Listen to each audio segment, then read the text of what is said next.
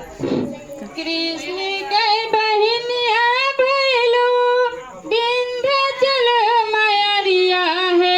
मयरिया हमारी ना हे मयरिया हमारी ना कहिया देवी उदार सनवा है मयरिया हमारी ना कहिया देवी उदार सनवा है मयरिया हमारी ना कृष्ण के बहनिया भैलू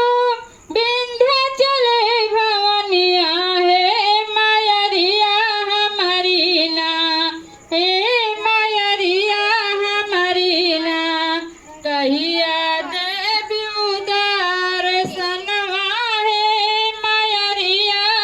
हमारी ना तोहरे दुआरिया मैया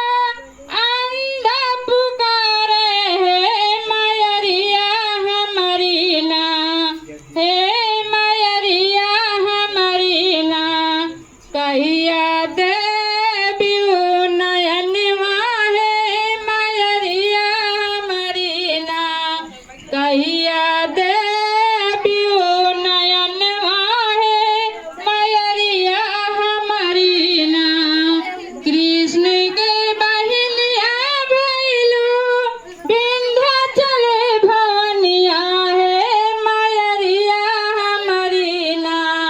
हे मयरिया हमारी ना कहिया देवी उदार सनवा है मयरिया हमारी ना कहिया देवी उदार सनवा है मयरिया हमारी ना तोरे दुआरिया मैया लेंगड़ा पुकारई है मयरिया हमारी ना हे मयरिया हमारी ना